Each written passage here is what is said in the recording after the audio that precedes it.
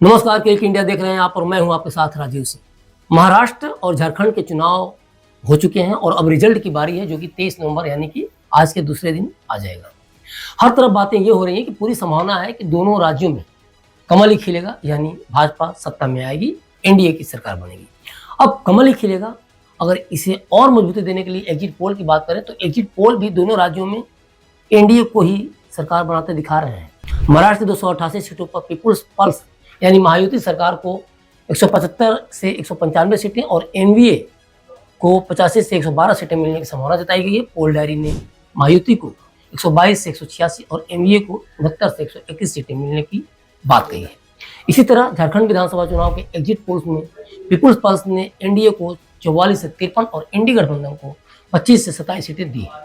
मेट्राइज ने एनडीए को 42 से 47 और इंडी को 25 से 30 सीटें मिलने का अनुमान जताया है। टाइम्स नाउ ने एनडीए को 40 से 44 और इंडी गठबंधन को 30 से 40 सीटें दिखाई हैं, जबकि चड़क स्ट्रैटेजी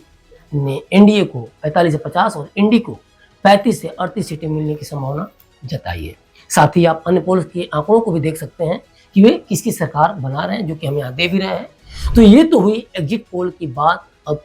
कमल ही खिलेगा। अगर इसका विश्लेषण चुनावों के नजरिए से करें या देखें तो हम ये बातें क्यों कह रहे हैं, इसे समझने के लिए पहले महाराष्ट्र विधानसभा चुनाव को समझते हैं और इसके लिए 1995 और 2024 के महाराष्ट्र विधानसभा चुनाव के राजनीतिक, सामाजिक और आर्थिक परिदृश्यों को ध्यान में रखते हुए मतदाता पैटर्न को समझते हैं कि हमारे ये कहने का आधार क्या है कि महाराष्ट्र में कमल ही खिलेगा। 1995 की बात करें तो महाराष्ट्र में 71.69% का रिकॉर्ड मतदान हुआ था, जो बताता है कि किस तरह से उस समय भी राजनीतिक चुनौती बड़ी थी और कैसे जनता ने अपने मन की सरकार चुनने के लिए बढ़ चढ़कर मतदान किया। देखा जाए तो यह वह समय था जब शिवसेना भाजपा गठबंधन ने राज्य में कांग्रेस की लंबे समय से चली आ रही सत्ता को चुनौती दी थी और उस समय के प्रमुख मुद्दे थे बेरोजगारी, शिवसेना के मराठी मानुस जैसे इमोशनल मुद्दे और बिजली संकट। दूसरी बात कि जिस तरह से लोगों ने घरों से निकलकर ज्यादा से ज्यादा वोट किया, वो यह बताने के लिए काफी था कि उनके दिल में ये बात थी कि कांग्रेस सरकार को किसी भी तरह से उखाड़ फेंकना है और अगर वे ऐसा सोचकर घर से वोटिंग के लिए निकले तो इसमें कोई दो राय नहीं कि जनता कांग्रेस सरकार से पूरी तरह से अनसेटिस्फाइड थी और यही कारण था कि कांग्रेस को सत्ता से बाहर कर शिवसेना भाजपा गठबंधन पहली बार महाराष्ट्र में सत्ता में आती है। अब बात करें अगर 2024 की तो भले ही 1995 के मुकाबले मतदान 6-7% कम रही, लेकिन थोड़ा सा कम मतदान प्रतिशत यह बताता है कि शहरी क्षेत्रों में उदासीनता हो सकती है, लेकिन यह भी सत्य है कि ग्रामीण क्षेत्रों में मुद्दों के प्रति जागरूकता बनी रही। और दूसरी बात कि आज की तारीख में जहां मतदान का औसत 55% के आसपास जाता है, पूरे भारत के राज्यों को अगर हम देखें तो यही दिखता है, तो वहां 65% से ऊपर मतदान मायने रखता है और इसी भी जनता के चुनाव में मजबूत भागीदारी के तौर पर देखा जाना चाहिए। दूसरी बात कि 2024 में चुनावी मुद्दे थे कृषि संकट, शहरी विकास, रोजगार के अवसर और शिवसेना में विभाजन, जिसे लेकर जनता ने वोट किया। और एक और खास बात जो थी 2024 में जो देखी कि जिस तरह से 95 में राजनीतिक पार्टियों ने एक दूसरे को टक्कर दिया, वो बात 2024 में भी दिखी। शिवसेना, यूबीटी, शिंदे गुट, भाजपा और महाविकास अघाड़ी जैसे गठबंधनों ने पुराने माहौल को फिर से तैयार किया और इस बार भी मराठी अस्मिता की भावनात्मक अपील चुनावी मुद्दा रहा, जो कि 95 में भी रहा था।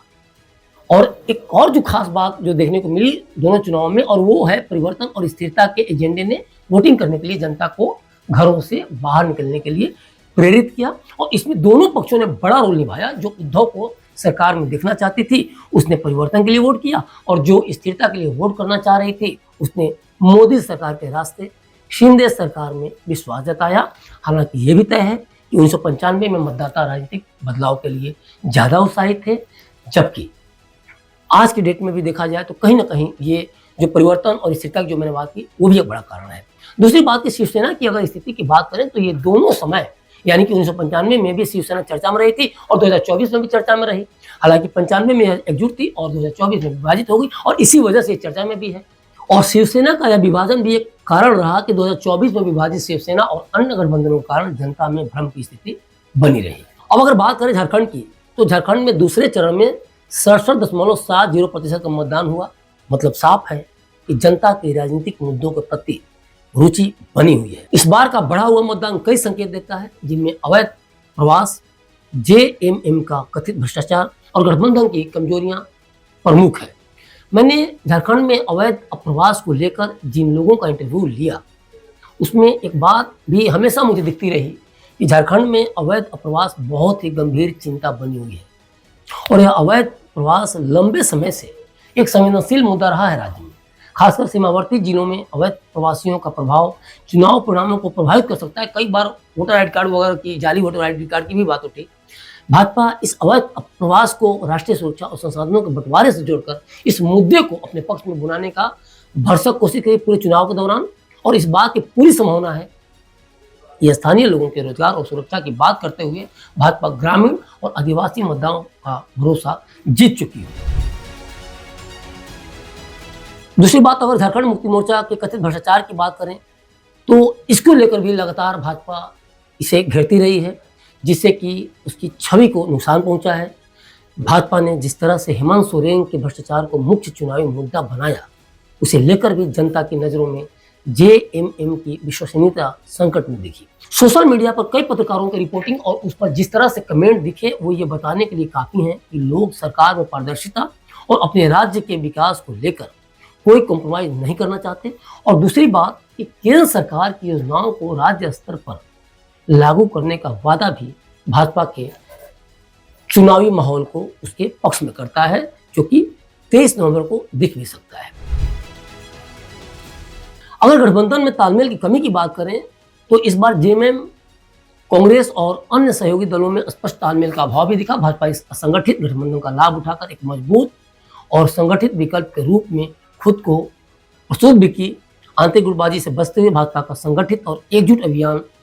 काफी हद तक चुनाव में दिखा भी, जो कि उसको चुनावी जीत दिला भी सकता है, जो कि 23 नवंबर को मैं बार बार कह रहा हूँ कि आने वाले समय में 23 नवंबर को ये दिख भी सकता है। एक और खास बात है जामताड़ा की, जहां 76.16% का मतदान हुआ, जो ये बताता है कि मतदाता बदलाव चाह रहे हैं। भाजपा जिस तरह से स्थानीय मुद्दों जैसे रोजगार, शिक्षा और बुनियादी सुविधाओं पर जोर दी, वो जनता का मूड चेंज करने के लिए काफी है। और एक और बात कि जेएमएम और कांग्रेस के नेतृत्व में विकास और रोजगार की धीमी गति भी जनता में असंतोष पैदा कर चुकी है, और यह असंतोष भाजपा का डबल इंजन सरकार के विकास मॉडल की तरफ शिफ्ट करना चाहती है। खासतौर पर जिस तरह से बिहार में राजद जदयू सरकार टूटी और फिर डबल इंजन ही आखिरी विकल्प नीतीश को दिखा, तो यह सिर्फ सरकारों या नीतीश तक ही सीमित नहीं है, बल्कि नीतीश को भी यह पता है कि बिहार की जनता क्या चाहती है और क्या सोचकर वोट करती है। उन्हें तो इसका असर पड़ोसी राज्य पर न सिर्फ पड़ेगा, बल्कि उसे दिख भी रहा है कि किस तरह से पहले हर दिन आरोप प्रत्यारोप चल रहा था और लालू कुनबे के भ्रष्टाचार का मुद्दा उठ रहा था, और अब जब भाजपा के साथ नीतीश सरकार में है तो किस तरह से विकास केंद्रित सरकार शांति से अपना काम कर रही है। और यही बात झारखंड की जनता देख रही है। हेमंत सरकार पर भ्रष्टाचार के आरोपों, अवैध प्रवास के माध्यम से किसी खास समुदाय को किस तरह से तवज्जो दे रही है हेमंत सरकार, और वो भी बांग्लादेशियों की राज्य में एंट्री कराकर और राज्य के नागरिकों को संसाधनों, नौकरी वगैरह पर तरजीह देकर या कब्जा दिलाकर, इस तरह के जो आरोप भी लगते रहे, तो उनके दिमाग में, मतलब कि जो झारखंड के लोग हैं उनके दिमाग में ये खाका क्लियर है कि केंद्र और राज्य में एक ही पार्टी की सरकार से तेज विकास संभव है, और ऐसे कंडीशन में पूरा मामला भाजपा के पक्ष में जाता है। दूसरी बात, झारखंड के चुनाव की चर्चा में अगर आदिवासी और ग्रामीण वोट बैंक की चर्चा पीछे छूट जाए तो समझिए चुनावी चर्चा ही अधूरी है, क्योंकि झारखंड में आदिवासी वोट बैंक चुनावी गणित में निर्णायक भूमिका निभाता है। आदिवासी क्षेत्रों में केंद्र की योजनाओं जैसे आयुष्मान भारत, उज्ज्वला योजना और जल जीवन मिशन का प्रचार करना भाजपा के लिए लाभदायक हो सकता है। चुनावी जीत उसको मिल सकती है इन योजनाओं के आधार पे, और आदिवासियों की स्थानीय पहचान और उनकी समस्याओं को केंद्र में रखकर भाजपा को जमीनी स्तर पर काम जिस तरह से किया उसने चुनाव के दौरान, इसके पहले भी और पिछले कुछ समय से भाजपा को लेकर आदिवासियों का रुख काफी जो इस तरह से पक्ष में देखने को मिला। और इसके पीछे सबसे बड़ा कारण ये रहा कि हमारी राष्ट्रपति का आदिवासी समाज से होना, इसका श्रेय मोदी सरकार को जाता है, क्योंकि मोदी सरकार ने ही